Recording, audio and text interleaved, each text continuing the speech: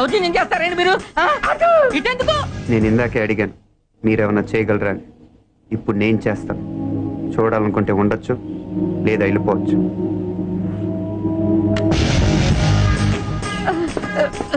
ఇవి ఎంత ఇంపార్టెంట్ పేపర్లో తెలుసా?